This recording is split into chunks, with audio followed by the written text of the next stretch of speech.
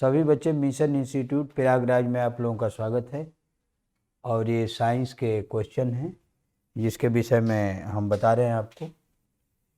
ये 46 नंबर है। इसमें है निम्नलिखित पादपों में से किसका संग्रह अंग तना नहीं।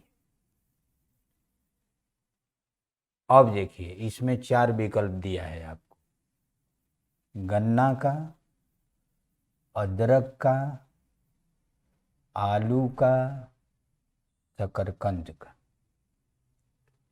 ये 4 विकल्प है।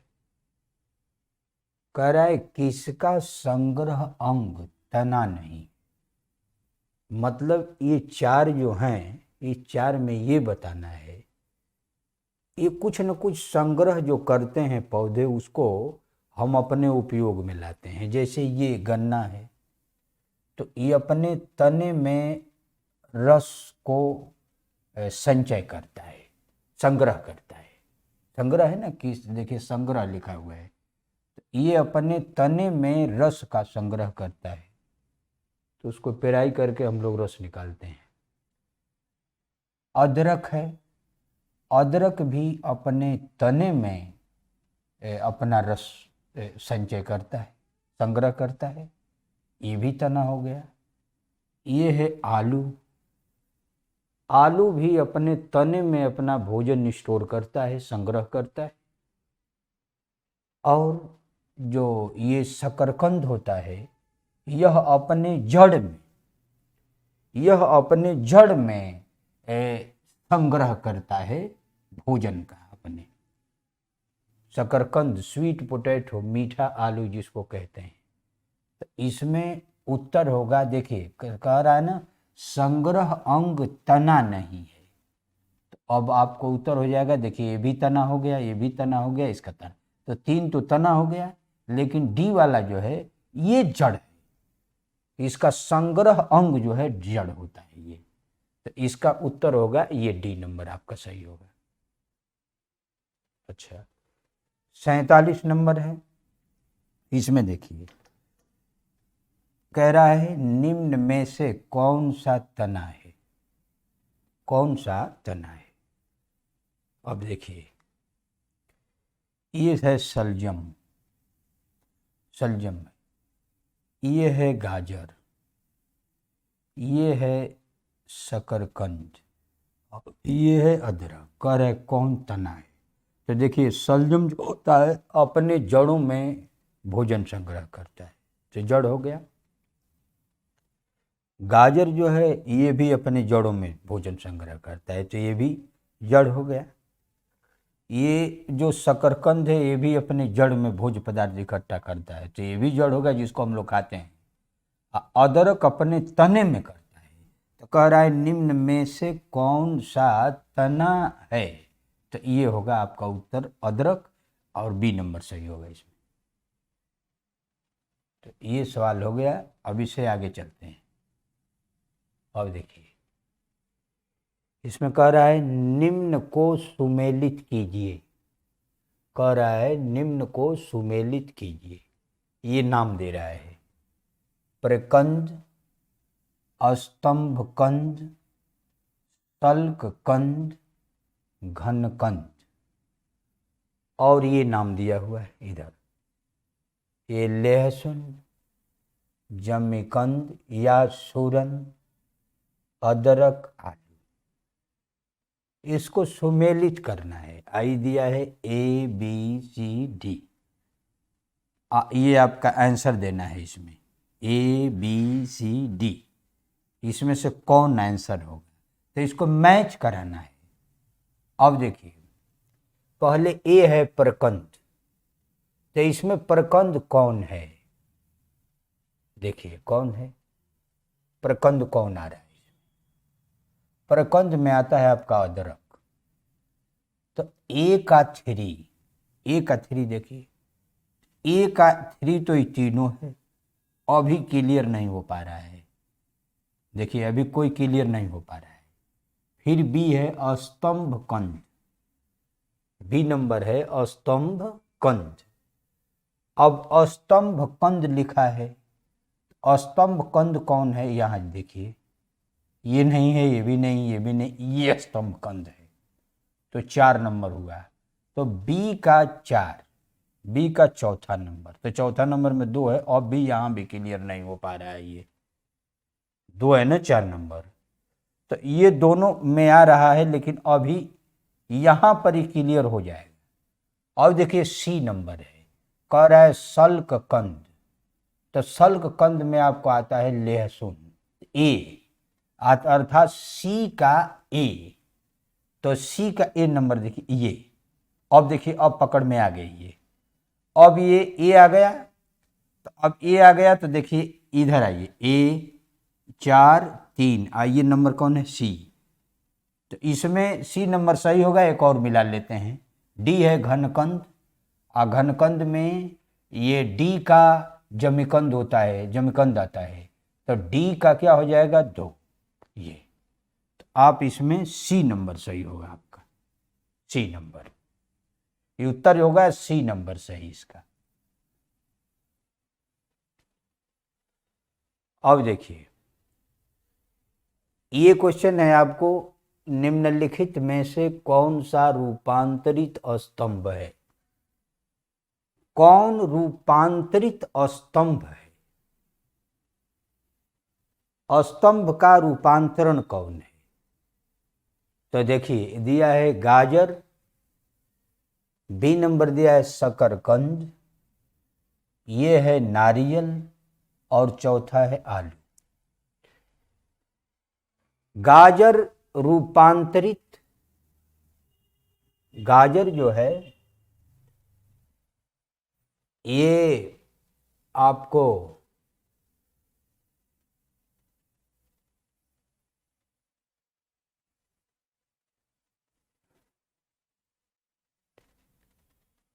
ये जो है आपको, ये गाजर जो है ये रूपांतरित जड़ है, शकरकंद रूपांतरित जड़ है, ये नारियल फल होता है, फल होता है ये, तो इसकी बात ही छोड़ दीजिए। आलू इसमें रूपांतरित स्तंभ होगा, तो इसका उत्तर होगा ये डी होगा, इसमें 49 में डी होगा। ये 50 नंबर है, ये कह रहा है कि आलू है एक, आलू क्या है, मूल, फल, कंद, तल्क कंद। मूल का मतलब होता है जड़, तो आलू कह रहा है आलू जड़ नहीं होता है, पहले से भी लगातार चल रहा है। फल का कोई सवाल ही नहीं है, कंद होगा, स्तंभ कंद होता है आलू, तो आलू जो है, आलू इसका उत्तर होगा सी। सल्क कंद में लहसुन आता है, प्याज आते हैं, ये सब आता है, जिसपे सल्क छिलका हो, तो आलू है क्या होगा, तो 50 नंबर ये सवाल उत्तर होगा आपका सी कंद। अच्छा ये देखिए ये नंबर कह रहा है फलीदार पादपों की जड़ों में उपस्थित गांठों में पाए जाने वाले ये नाइट्रोजन स्थिरीकरण जीवाणु है। इसमें मतलब ये है कि जो फलीदार पादप, फलीदार का मतलब जो दलहनी फसल है, इसमें सोयाबीन, फलीदार में आता है सोयाबीन, मटर, चना, उड़द, मूंग, मसूर, ये सब फलीदार में आते हैं। इनके जड़ों में बैक्टीरिया रहती, और वह बैक्टीरिया वायुमंडल से नाइट्रोजन का फिक्सेशन करती, और वायुमंडल से नाइट्रोजन का फिक्सेशन करके, फिक्स करके वो भूमि की उर्वरा शक्ति को बढ़ाती। अच्छा ये आप जान लीजिए कि इसमें जो कह रहा है कि जीवाणु है कौन, तो स्थिरीकरण जीवाणु है, मृतोपजीवी, माने ये जीवाणु कैसे होते, बैक्टीरिया के जीवाणु है। बैक्टीरिया कई प्रकार की होती हैं जीवाणु। एक होती है सहजीवी बैक्टीरिया, एक होती है मृतोपजीवी। मृतोपजीवी भी में भी सभी बैक्टीरिया लगभग आते हैं मृतोपजीवी में। और एक बैक्टीरिया होती हैं सहजीवी, एक होती हैं प्रकाश संश्लेषी बैक्टीरिया। एक होती हैं प्रकाश संश्लेषी बैक्टीरिया जो समुद्र के जलों में मिलती हैं, तो फोटोसिंथेसिस की क्रिया करते हैं, अपना भोजन स्वयं बनाती हैं। एक बैक्टीरिया की जात में जो आता है, जो 90,000 से अधिक जातियां होती हैं, वह सब मृतोपजीवी में आती हैं। लेकिन यह कह रहा है कि नाइट्रोजन का स्थिरीकरण करने वाली बैक्टीरिया, तो ये होता है फलीदार पादपों में, यह दलहनी फसल होती हैं, इसमें जो है उन बैक्टीरिया को कहा जाता है सहजीवी। इसका उत्तर होगा सी, सहजीवी। पराश्रयी का मतलब होता है जो दूसरे के ऊपर निर्भर हो, है, तो पराश्रयी है एक तरीके से जो मृतोपजीवी में बैक्टीरिया आती हैं उन्हीं को पराश्रयी भी कहा जाता है, हेट्रोट्रॉफिक। प्रोटो अपघटनी बैक्टीरिया जो होती हैं उसका मतलब दूसरा होता है, उसका मतलब ये जो है अपघटित करती हैं, किसी चीज को खत्म करने का प्रयास करती हैं। ये जैसे कोई मृत शरीर हो गए, उस पर एक्शन कर दिया, उसको खत्म कर दिया, बैक्टीरिया हुआ, कवक हुआ, ये अपघटनी। तो इस तरह से आपको इसमें उत्तर होगा आपको सी नंबर, सहजीवी बैक्टीरिया कहलाती है। इतना तक हो गया, आगे चलिए। कह रहा है कि मटर पौधा होता है, शाक, पुष्प, झाड़ी, इसमें से कोई नहीं। मटर का जो पौधा होता है उसका नीचे से लेकर, तना से लेकर पूरा और पूरी पत्ती, ये सब हरी होती है। तो ऐसा पौधा जिसकी पूरी बॉडी हरी होती है,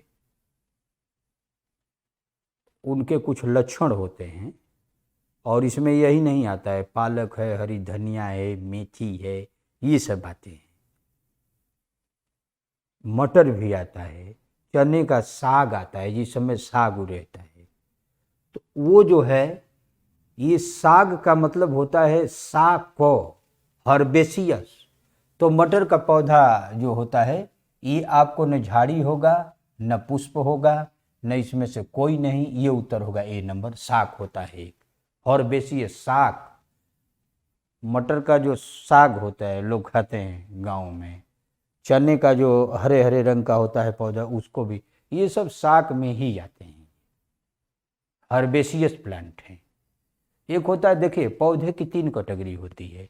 ये जो पौधे का जो वनस्पति विज्ञान का जनक है उनका नाम है थियोफ्रास्टस।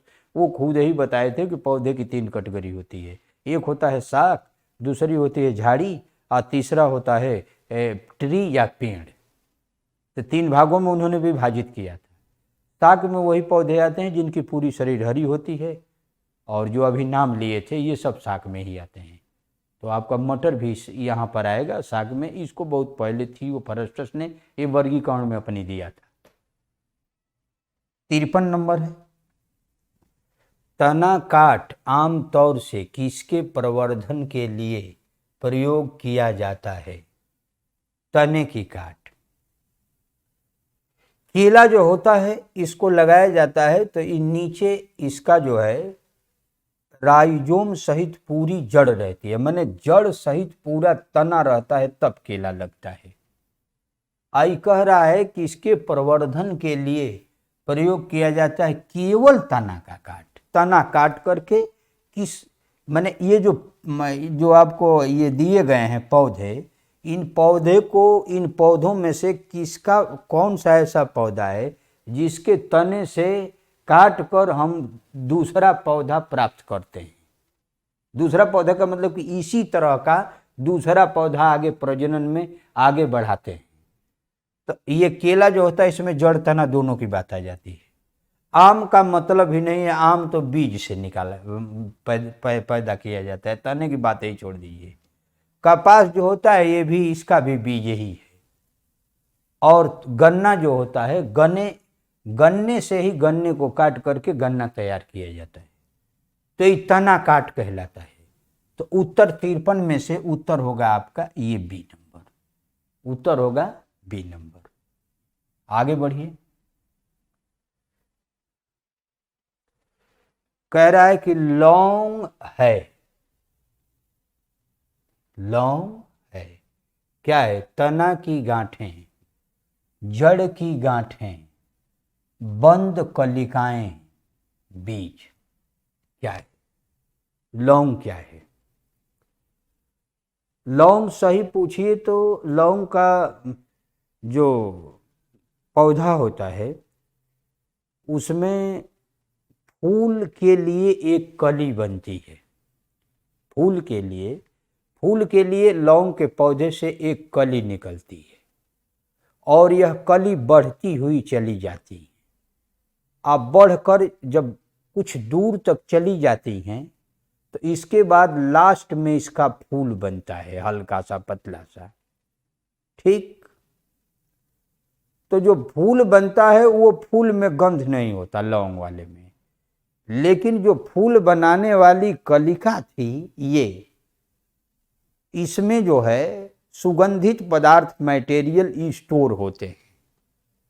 तो जो कलिका थी फूल को बनाने वाली यही लंबा हो जाती है, पतली, और इसी का हम लोग प्रयोग करते हैं लौंग में।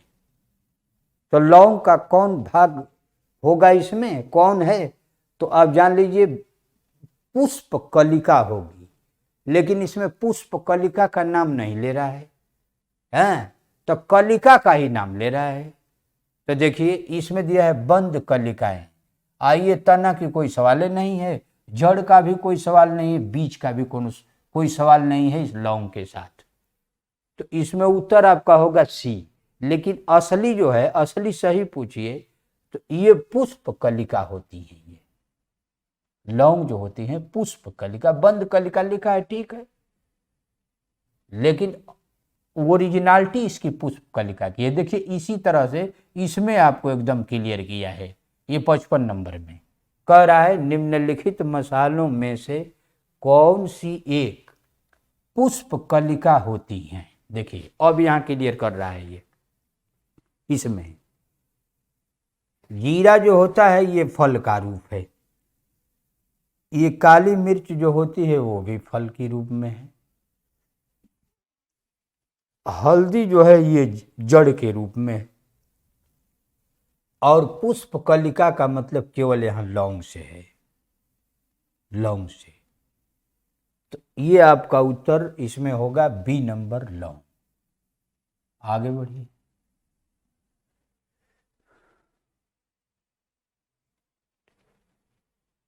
छप्पन नंबर है लौंग पौधे के निम्नलिखित में से किस भाग में प्राप्त होती हैं?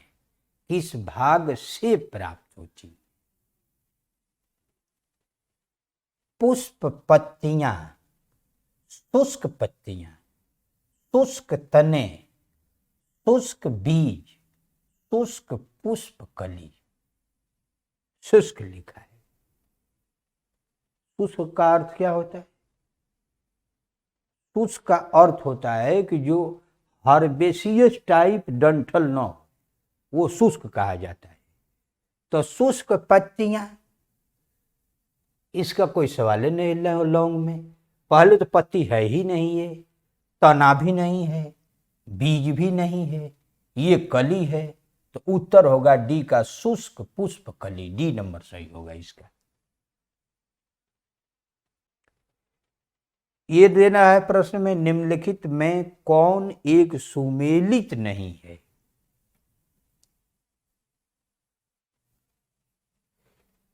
ये है अदरक, ये है केसर, ये है अफीम, और ये है सनई।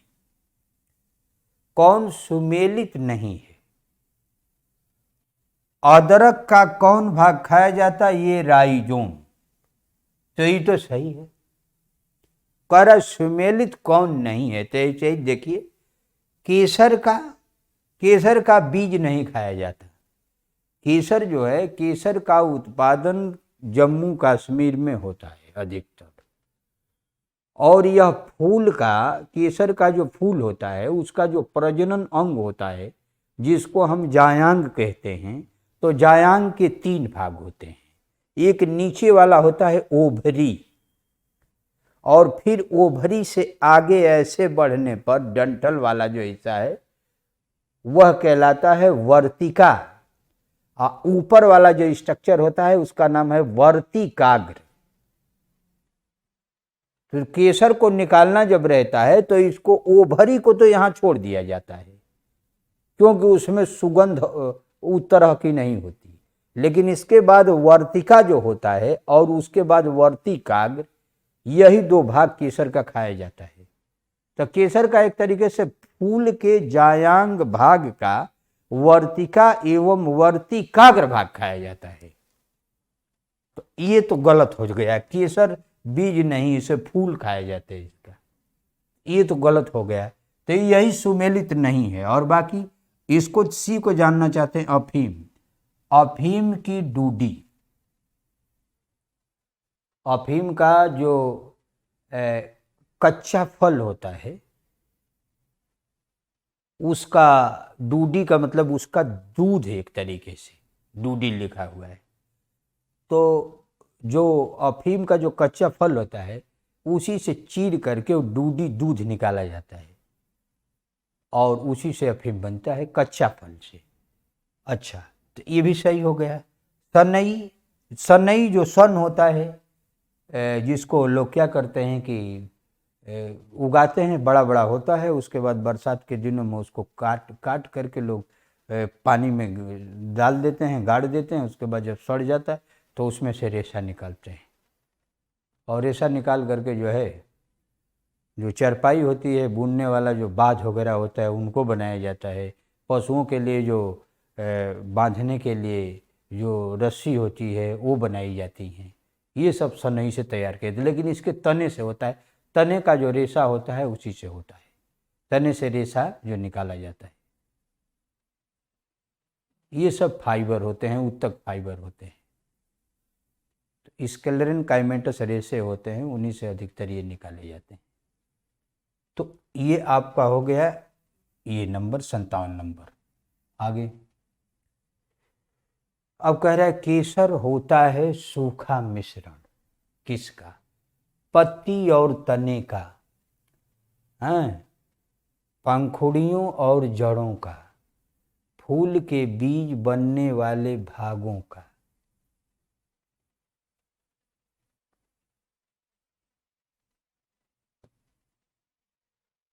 फूल के बीज बनने वाले भागों का, बीज और कलियों का केसर कह रहा है। केसर की तो बात पहले अभी अभी मैं आपको बताया, केसर की बात फूल से ही लिया जा सकता है। अब इसमें देख लीजिए, किसी में इसमें पत्ती तना की बात कर रहा है, इसमें पंखुड़ियों की बात कर रहा है जरूर, लेकिन पंखुड़ियाँ फूल का प्रजनन अंग नहीं है, वो तो प्रजनन सहायक अंग होती है। फूल के 4 भाग होते हैं, वाह दलपुंज, दलपुंज, पुमंग और जायांग।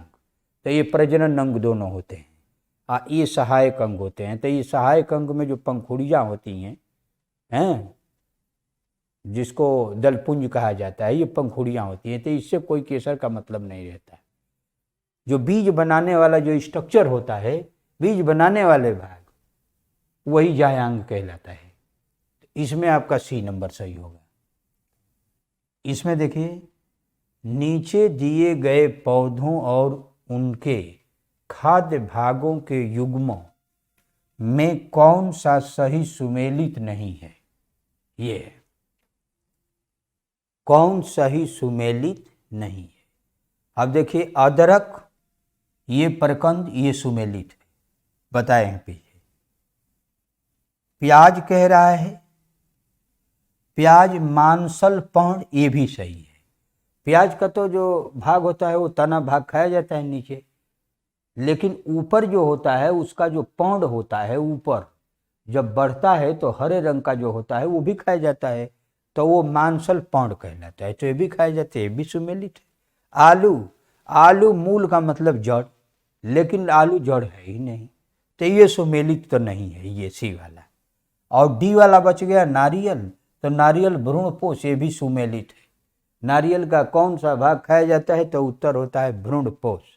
इसको अंग्रेजी में कहते हैं इंडोस्पर्म, अंग्रेजी में इंडोस्पर्म। तो ये आपका हो गया 59 नंबर सवाल। अब देखिए अगले सवाल है, ये कह रहा है निम्न में से आलू का कौन सा भाग खाने योग्य होता है। आलू का कौन सा भाग खाने योग्य होता है। तना, बीज, जड़, फल, इसको पहले बता चुके हैं। आलू का कौन सा भाग होगा, तना, और इस तने को क्या कहते हैं, इस तने को कंद कहते हैं, कंद। स्तंभ कंद भी लिख दिया जाएगा तब भी कोई बात नहीं, वही बात। तो ये हो गया इसका ए नंबर सही। 61 नंबर है, निम्न में से कौन सा एक फल है। आलू, मूली, भिंडी, शकरकंद। आलू तना है, मूली तना है, मूली जड़ है, मूली तना नहीं है, मूली जड़ है, शकरकंद जड़ है, और कह रहा है कौन सा एक फल है, हमको फल देखना है। तो ये भिंडी जो होती है फल के अंतर्गत आती है। तो ये आपका हो गया 61 नंबर। आगे देखिए, ये 62 नंबर है, कह रहा है कि कार्क निम्नलिखित में से किस पेड़ से प्राप्त होता है।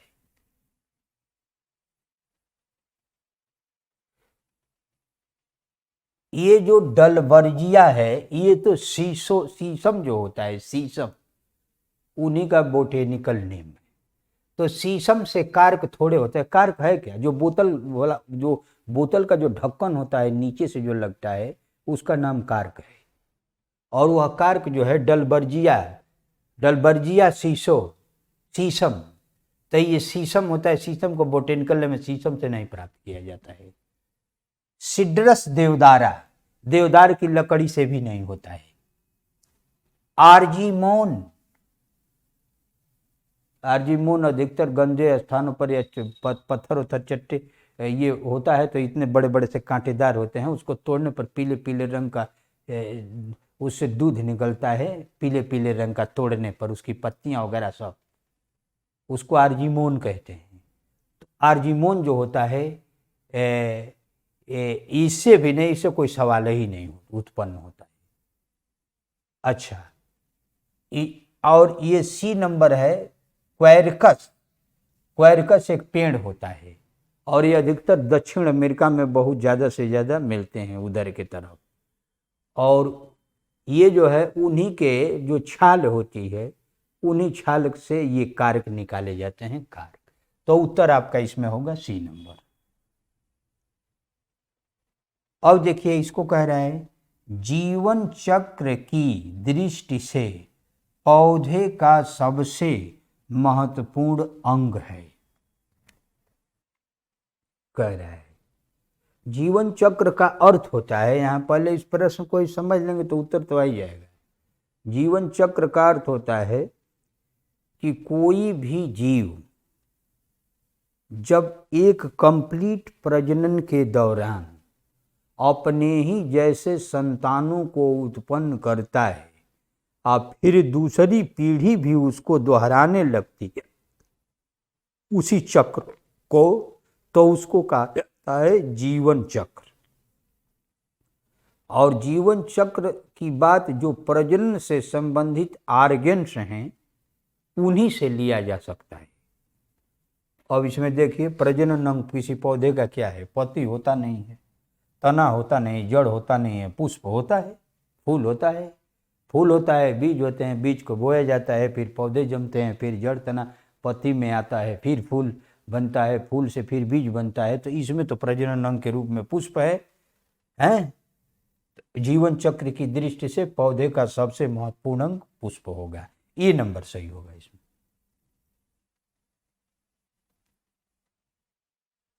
आगे देखिए, लाल मिर्च तीखी होती हैं क्योंकि उसमें उपस्थित होता है।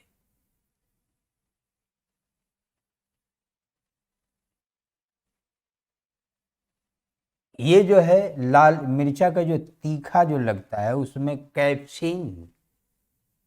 कैप्सेसिन नामक एल्केलाइड होता है और इसी एल्केलाइड के कारण एक तरीके से क्षारीय द्रव होता है, इसी के कारण जो है ये मिर्चा तीखा लगता है। कैफियाल का संबंध कॉफी से होता है। एरिकोलिन एरेक्निडी पौधों के अंतर्गत जो आते हैं उसमें आता है। रेसिन जो होता है रिसिन, तो ये रेसिन जो होते हैं यह रेशे की एक मुलायम वैरायटी होती है उससे, तो इनसे कोई मतलब ही नहीं है। अब इसमें आपका उत्तर हो जाएगा बी नंबर। यह रेशम कीट जिन पनपता है वे हैं रीठे की पत्तियां, वेडू की पत्तियां, आड़ की पत्तियां, सहतूत की पत्तियां। सीधी सी बात है, इसमें पत्तियां चाहे किसी भी पेड़ की दिया हो, सभी पेड़ की पत्तियां रेशम के कीट खाकर जीवित नहीं रहते हैं। रेशम का कीट जो होते हैं वह सहतूत के पेड़ों पर इसलिए पाले जाते हैं कि वह सहतूत के पत्तियां जो होती हैं उन्हीं को खाकर वो जीवित रहते हैं। तो रेशम का कीट जो है, जो बढ़ते हैं पनपते हैं, कह रहा है ना, जिनसे पनपता है, जिससे बढ़वार उसकी होती है, तो सहतूत की पत्तियों से खाकर ही जीवित रहते हैं। इसलिए रेशम के कीड़े सहतूत के पेड़ों पर ही पाले जाते हैं। उत्तर नंबर डी सही होगा। और बाकी कोई भी पत्तियां दे सकता है, कोई ज़रूरी नहीं है कि किसी भी पौधे की पत्तियां इसके वैकल्पिक विकल्प के रूप में दिया जा सकता है। तो इसका कोई यहाँ मतलब नहीं निकल रहा है, इनको समझाने का अर्थ ही कुछ नहीं निकलेगा, ये किसी को दिया जा सकता है यहाँ पे। तो ये हो गया 65 नंबर का सवाल। कह रहा है निम्नलिखित में कौन कीटों से प्राप्त नहीं होता है? कौन?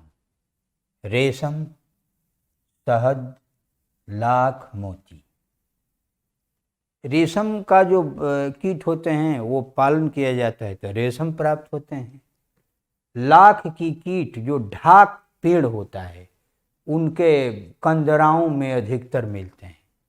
तो लाख का कीट जो होता है अपने बचने के लिए अपने शरीर के ऊपर एक चिपचिपा पदार्थ छोड़ देता है और चारों तरफ से सूख जाता है तो खोल हो जाता है, और उसी खोल के अंदर वो जब रहता है तो उसको बाहरी कोई जानवर अटैक नहीं कर पाते हैं उसको। तो लाख होता है, उसको निकाल करके प्लास्टिक जैसे मटेरियल बनाया जाता है, कंघी वगैरह लाख की आती है। तो ये जो है ये लाख, ये भी कीट से ही प्राप्त होता है। शहद जो है, शहद मधुमक्खियाँ जो हैं वो भी कीट वर्ग में ही आती हैं। अब मोती जो होता है ये घोघा जो होता है, घोघा पाइला समुद्रों में, वो घोघा जो होते हैं, घोघा के अंदर कैल्शियम कार्बोनेट से वो धीरे धीरे, सब में नहीं होता है, कुछ में होता है, कुछ उसमें जो स्पीसीज या जातियां होती हैं उनके उसमें कभी कभी उसमें बनता है, सब में नहीं बनता।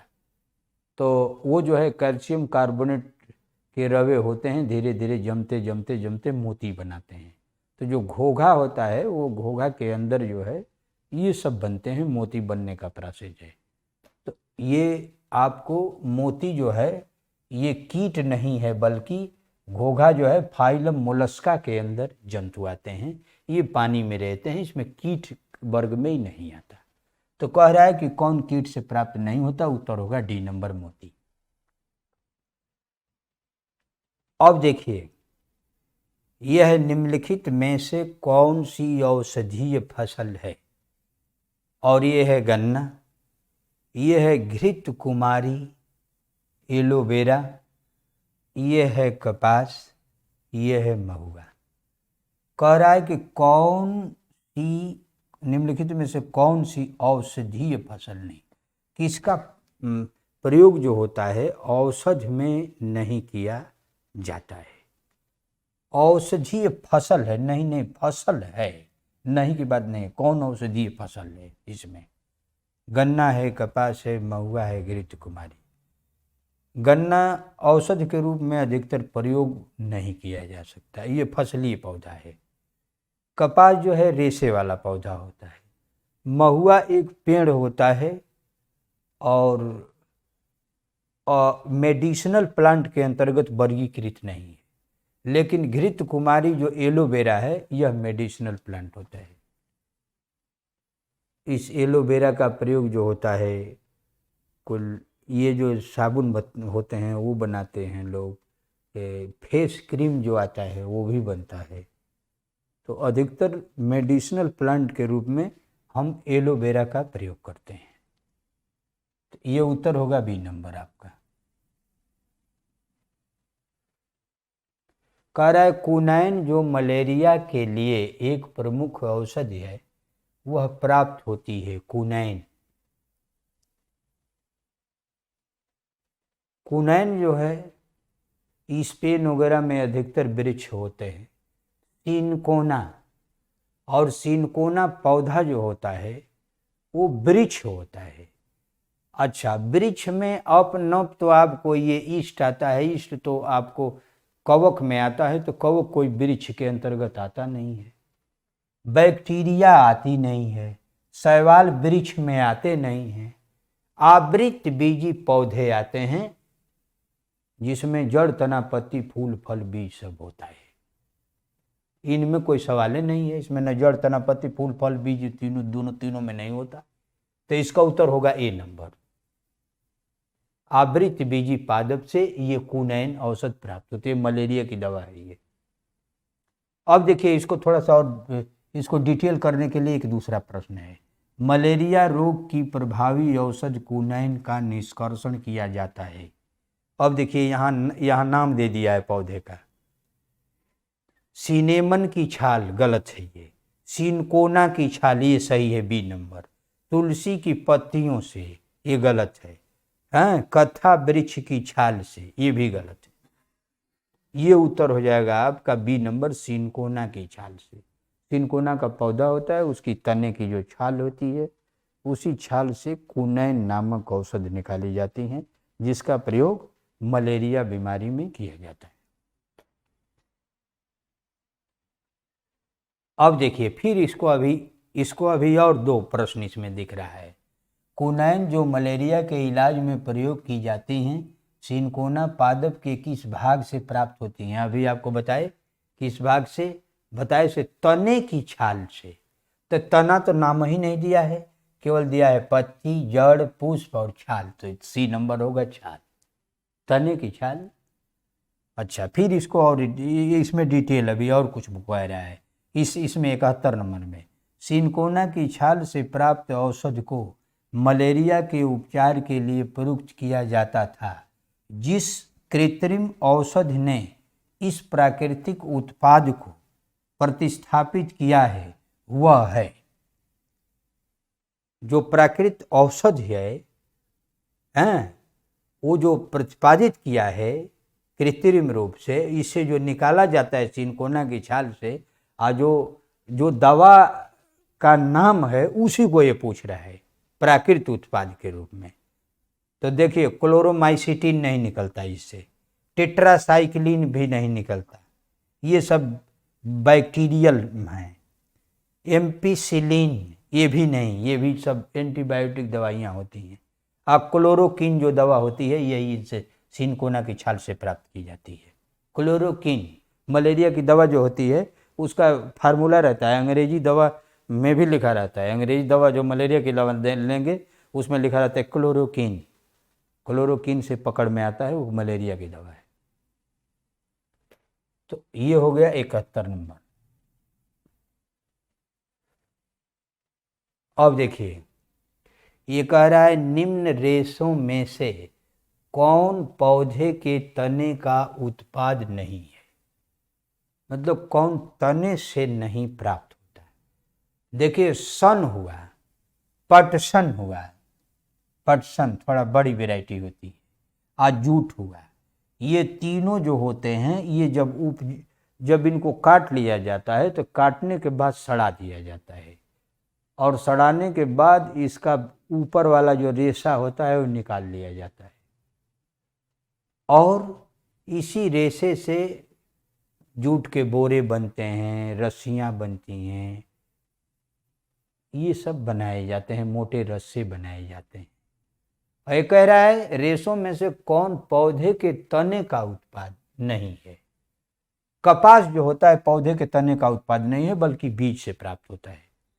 कपास जो रुई होती है, कपास के पौधे का फल बनता है, फल के अंदर बीज, बीज से बीज का स्ट्रक्चर होता है ये बीज से प्राप्त होता है। उत्तर यही डी नंबर होगा इसका। ये कह रहा है आपको लेग हीमोग्लोबिन पाई जाती हैं मानव रुधिर में, खरगोश रुधिर में, लेगियूम मूल ग्रंथियों में, मुर्गे के रुधिर में। ये ऐसा है कि लेग हीमोग्लोबिन एक रेड कलर का पिगमेंट होता है, और यह जो होता है दलहनी फसलों की ग्रंथिल जो जड़ होती है उन्हीं में जो बैक्टीरिया होती हैं, वो बैक्टीरिया में ये देखने को मिलता है। तो राइजोबियम बैक्टीरिया, तो उन्हीं से ये नाइट्रोजन का फिक्सेशन करती हैं ये। तो वो लिग्यूम मूल ग्रंथियों में ये जो क्या कहलाता है, जो दलहनी फसलें होती हैं उनको लेग्यूम कहा जाता है, उन्हीं के जड़ की ग्रंथियों में ये होते हैं लेग हीमोग्लोबिन, जो राइजोबियम बैक्टीरिया द्वारा इनकी सहायता से नाइट्रोजन का, वायुमंडल के नाइट्रोजन का फिक्सेशन किया जाता है। तो ये उत्तर होगा इसका सी नंबर। अब देखिए ये कह रहा है निम्नलिखित में से कौन सा मानव निर्मित धन है जो प्रकृति में नहीं पाया जाता। जो प्रकृति में नहीं होता है, बनाया जाता है। तो ये जो है बौना गेहूं, ये तो प्रकृति में मिलता है। ये संकर मक्का, मक्के की जाति जो क्रॉस ब्रीडिंग में होती हैं, ये भी मिलता है।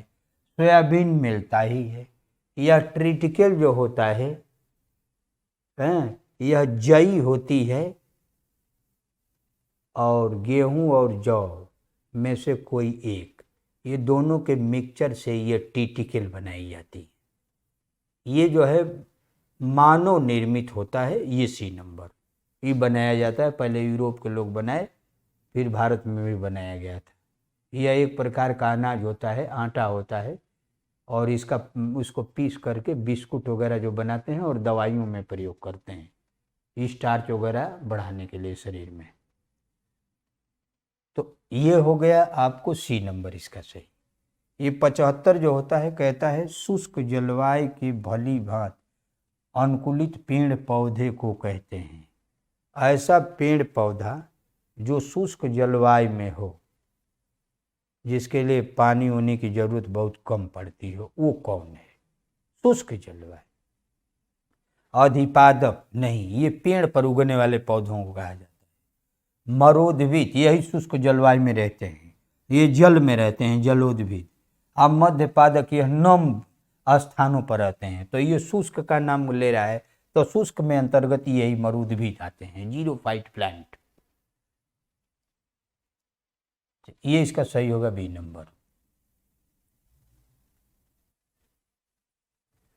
ये कह रहा है पौधे जो नमक युक्त मिट्टी में उगते हैं को क्या कहते हैं?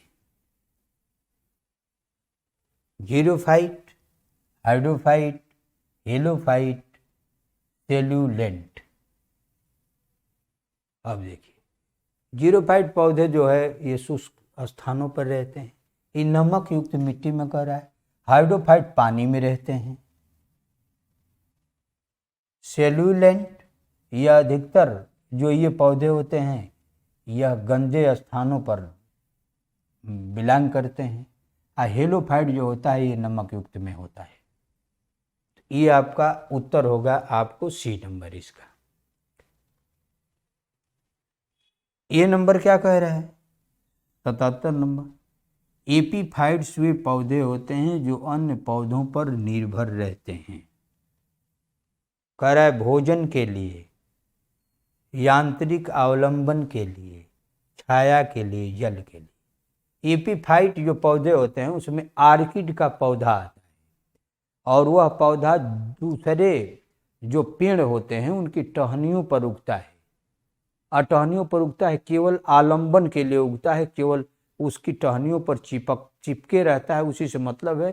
वह हरे रंग का होता है, अपना भोजन स्वयं बनाता है। तो जो जो उस पे केवल आलंबन के लिए केवल बस उससे मतलब है, उसको एपीफाइट कहते हैं। अधिपादप प्लांट, तो इसमें होगा यांत्रिक आलंबन के लिए। उत्तर बी नंबर सही होगा इसका। 77 का बी नंबर सही होगा। अब देखिए, जल की अधिकतम मात्रा किसकी पौधों को आवश्यकता होती है, वह उसे अवशोषण निम्न के माध्यम से करते हैं।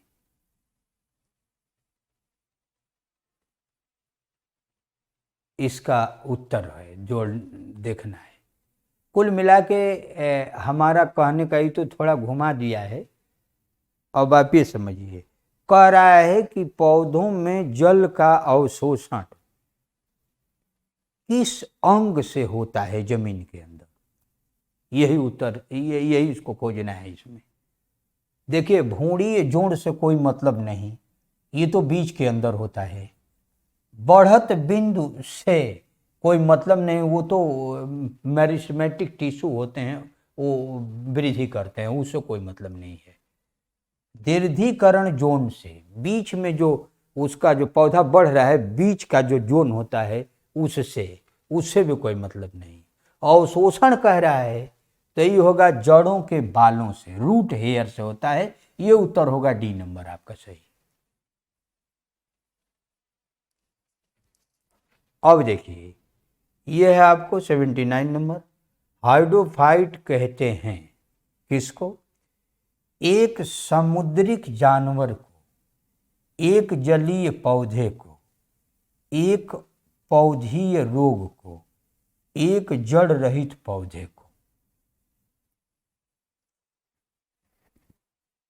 हाइड्रोफाइट, हाइड्रोफाइट पौधे वह कहलाते हैं जिनकी पूरी शरीर या तो जल में डूबी रहती है या जल में डूबकर ऊपर पानी के आती है, जैसे कमल वगैरह होता है, जलकुंभी होती है। ये सब जलीय पौधे हैं, इनको हाइड्रोफाइट कहा जाता है। तो हाइड्रोफाइट जो होते हैं जितने पौधे, सब एक जलीय पौधे होते हैं। ये उत्तर होगा बी नंबर इसका। ये हाइड्रोफाइट पौधा होता है। ये कह रहा है समुद्री जानवर से कोई मतलब नहीं। ये रोग नहीं है। ये जड़ रहित, एक जड़ रहित पौधे को, जड़ रहित पौधे को नहीं तो जलीय पौधे में बहुत सी जातियां जड़ रहित होती हैं, जिनका पूरी शरीर पानी के अंदर होता है, वह रूट विहीन होती हैं। तो इसमें आपका उत्तर हो जाएगा आपको एक जलीय पौधा, बी नंबर सही होगा।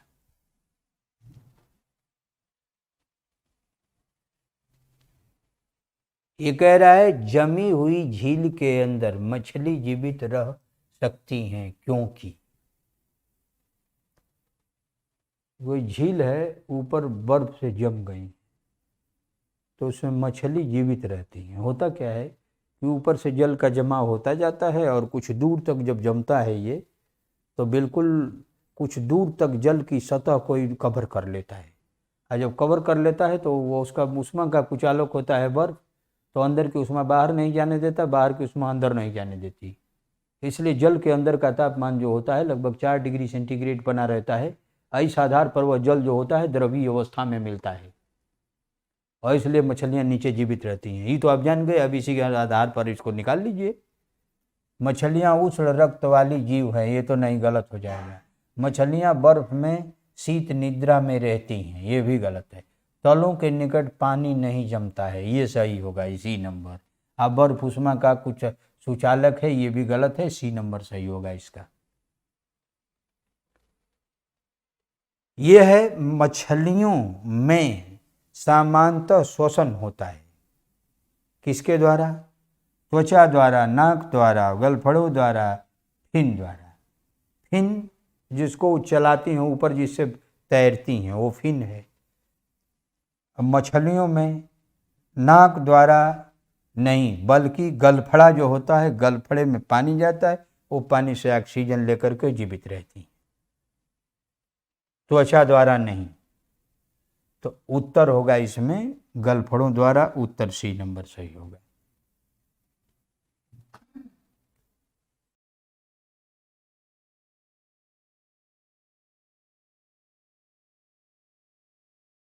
के फल में लाली का कारण है एंथोसाइनिन, लाइकोपीन, कैरोटीन, जेंथोफिल। ये जो है लाइकोपीन टमाटर लाल का कारण है, जेंथोफिल जो होता है ये किसी पत्तियों को पीले होने का कारण है, कैरोटीन भी लाल होता है, लेकिन सेव भी लाल होने का कारण है। तो सेव जो होता है, सेव की कोशिका में रिक्तिका होती है, और रिक्तिका में एंथोसाइनिन पिगमेंट होता है, जिसके कारण सेव लाल होता है। तो इसका उत्तर हो जाएगा ए नंबर। तो बच्चे यहाँ तक, ये 82 तक मैंने ये आपसे क्लियर किया है। इसके बाद आगे जो है दूसरे क्लास में आपको हम इस बात को बताएंगे।